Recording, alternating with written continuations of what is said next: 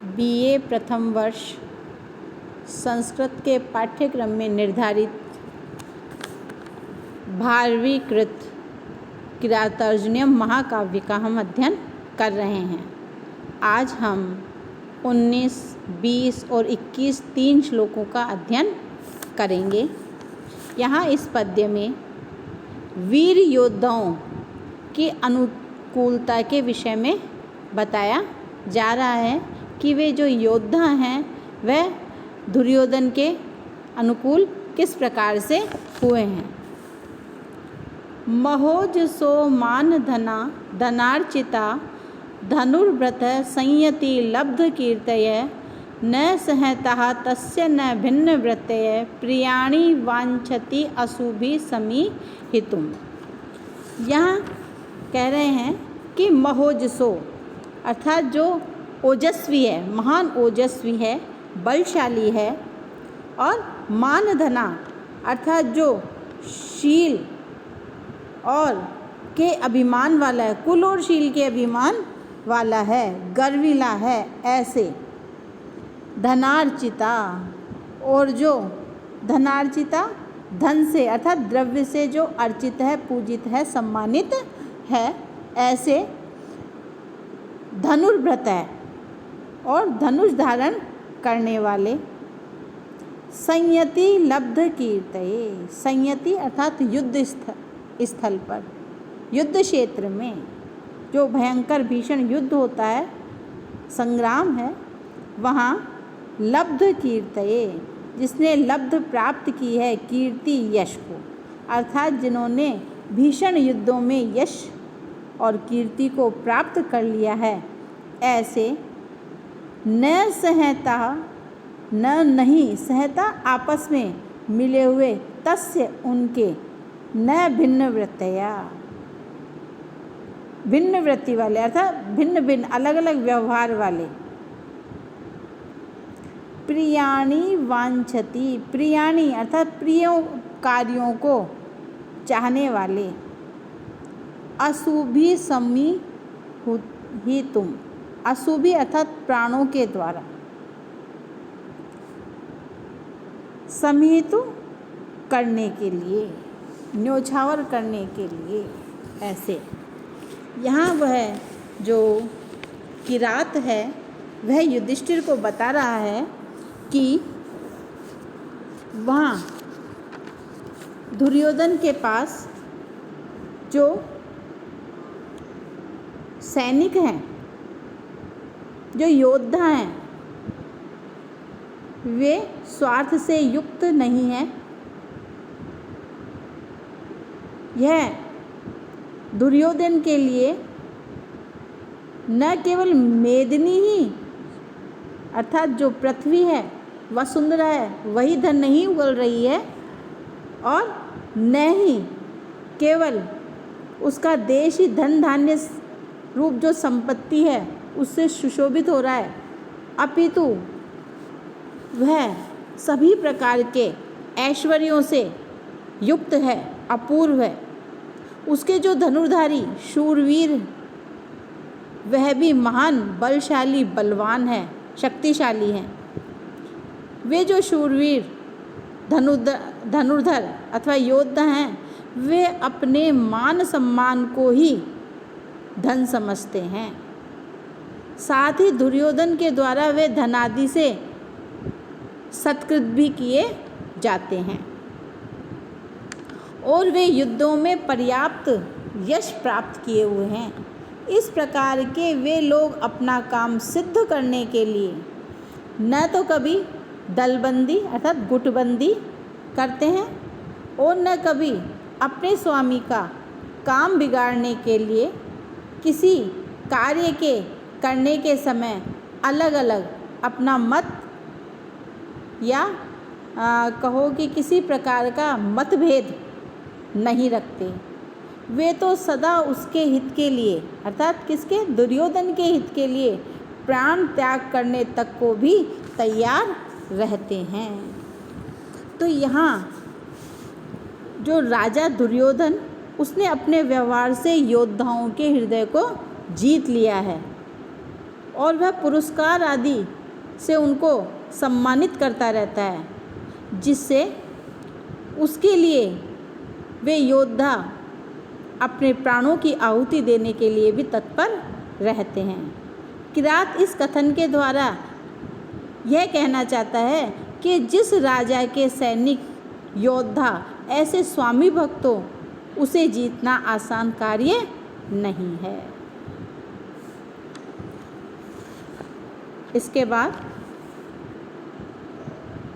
अगले सूत्र में यहाँ वनेचर कहता है कि दुर्योधन अपने राज्य के समान दूसरे राज्यों का वृत्तांत भी जानता है। वो कैसे? महीव्रताम सच्चरितैश्चरै क्रिया स वेद निशेषम अशेषित क्रिय है महोदयै तस्य हितानुबंधिभिः प्रतीयते धातुरिवेहितं फलै। अर्थात महीव्रताम अर्थात मही को धारण करने वाला, अर्थात जो राजा आदि हैं,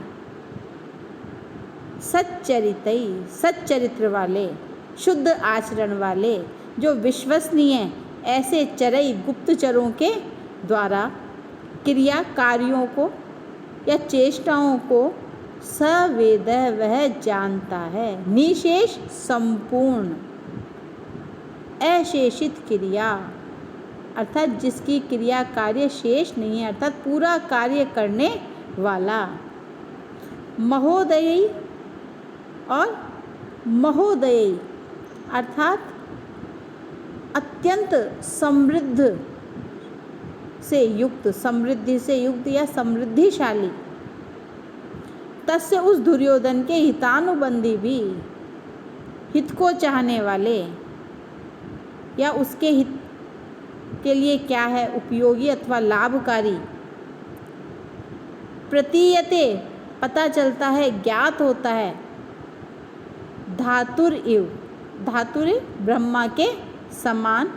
इहितम चाहा हुआ, फलई फल अर्थात वह जो चाहता है वह फल उसे प्राप्त होता है।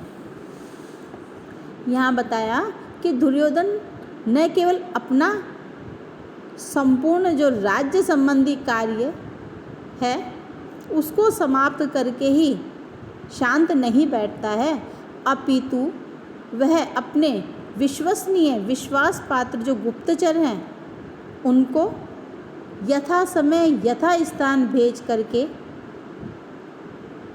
उनके माध्यम से, उनके द्वारा जो दूसरे देश दूसरे राष्ट्र हैं उनके विषय में भी जानकारी रखता है। किंतु उसका कार्य प्रारंभ इतना गुप्त होता है कि परिणाम सामने आने से पूर्व कोई भी उसके विषय में जान नहीं पाता है। जिस प्रकार विधाता अर्थात ब्रह्मा की जो विदित्सा या उसके द्वारा जो कुछ किया जाता है वह परिणाम में ही या फल दर्शन से ही जानी जाती है, उसी प्रकार उस दुर्योधन के द्वारा किए गए कार्य फल प्राप्ति पर ही या फल दृष्टि से ही प्रतीत होते हैं। जो राजा लोग होते हैं वह चार चक्षुष होते हैं, चार चक्षुष गुप्तचर रूपी नेत्रों वाले। कर्तव्यनिष्ठ, कुशल एवं विश्वसनीय गुप्तचर उन्हें अन्य लोगों के बारे में सही जानकारी देते हैं। किसे? दुर्योधन को। और दुर्योधन अपने दक्ष गुप्तचरों के माध्यम से ही दूसरे देश की संपूर्ण जानकारी प्राप्त करता रहता है। यह उसकी चतुरता अथवा कुशलता का परिचायक है, क्योंकि शत्रु की गतिविधियों का पूर्ण ज्ञान आवश्यक है।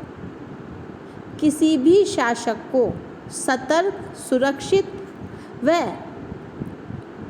विजेता बनने के लिए दूसरे राष्ट्र की गतिविधियों की पूर्ण जानकारी होना आवश्यक है। इसलिए दुर्योधन भी वैसा ही करता है। दुर्योधन की एक विशेषता यह भी है कि वह अपनी नीति और योजनाओं को पूर्णतया गुप्त रखता है। वह जो भी नीतियाँ योजनाएं प्रयोग में लाता है वह सब किसी को पता नहीं होता है।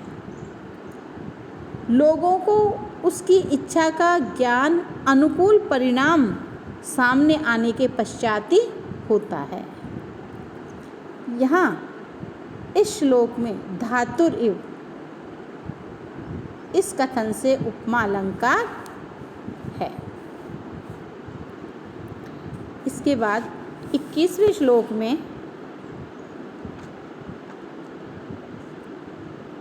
दुर्योधन का जो मित्र बल है वह भी उसके पास बहुत अधिक है, इस चीज़ को बता रहे हैं। न तेन सज्यम क्वचित उद्यतम धनु कृतम न वा कोप विजिह्म आननम गुणानुरागेण शिरोभिरुह्यते नराधिपै माल्यम इव अस्य शासनम।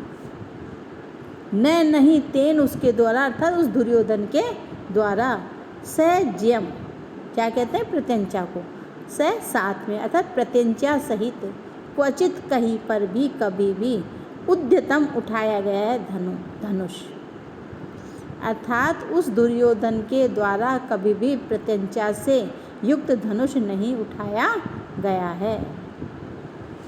कृतम किया गया है नहीं वा अथवा कोप विजिह्म कोप क्रोध से जिह्म अर्थात कुटिलता से आननम मुख को अर्थात क्रोध के कारण जो व्यक्ति है उसका जो चेहरे के भाव आदि बदल जाते हैं, लेकिन दुर्योधन के साथ ऐसा नहीं हुआ है। अर्थात दुर्योधन कभी क्रोधित ही नहीं हुआ है। क्रोध से उसने कभी अपने आनंद को मुख को टेढ़ा नहीं किया है।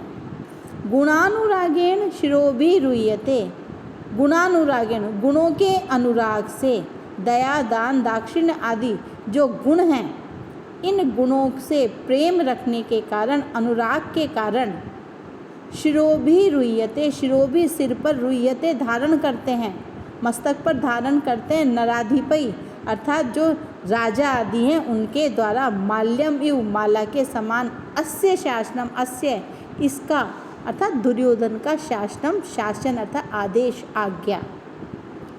यहाँ कहने का तात्पर्य है कि दुर्योधन के जो गुण हैं दया दान दाक्षिण्य आदि इनसे प्रेम के कारण अन्य राजा इसके शासन को इसके आदेश को अपने सिर पर धारण करते हैं। वह इस प्रकार धारण करते हैं जैसे कोई व्यक्ति सुगंध को प्राप्त करने के लिए सुगंधित माला को सिर पर धारण करता है। तो दुर्योधन के जो सद आचरण है सज्जनता है शील स्वभाव है दया दान दाक्षिण्य आदि जो गुण हैं इन सभी गुणों से युक्त दुर्योधन को सभी जो अन्य सामंत राजा आदि हैं वह प्रेम करते हैं अनुराग करते हैं और उस दुर्योधन के मित्र बने हुए हैं। वह दुर्योधन के प्रत्येक आदेश हैं उनको उसी प्रकार सिर पर धारण करते हैं जिस प्रकार कोई व्यक्ति सुगंधित माला को धारण करता है। इसलिए कभी ऐसा कोई अवसर ही प्राप्त नहीं होता कि उसे किसी को दंड देने के लिए धनुष उठाना पड़े या अपने आदेश का भंग होता देख करके उसको क्रोध करना पड़े और नागबू चढ़ानी पड़े। तो दुर्योधन ने तो अपने अधीनस्थ जो सामंत राजा आदि हैं उनके साथ मित्रतापूर्ण प्रेम पूर्वक व्यवहार कर रखा है। उसे कभी भी किसी के ऊपर शस्त्र उठाने अथवा क्रोध करने की स्थिति ही उत्पन्न नहीं होती। तो ऐसे लोकप्रिय शासक को अपने राजाओं का तथा मित्रों का सदैव सहयोग प्राप्त होता रहता है। तो दुर्योधन तो इसलिए किरात युधिष्ठिर को कहना चाहता है कि ये जो दुर्योधन है इसको जीतना सरल कार्य नहीं है और उसको जीतने के लिए पूर्ण तैयारी की आवश्यकता है। यहाँ इस पद्य में माल्यम इव यहाँ पर उपमा अलंकार आया है। तो इस प्रकार वह वनेचर दुर्योधन की जो स्थिति है उसको यहाँ युधिष्ठिर को द्वैत वन में बता रहा है। आज इतना ही, धन्यवाद।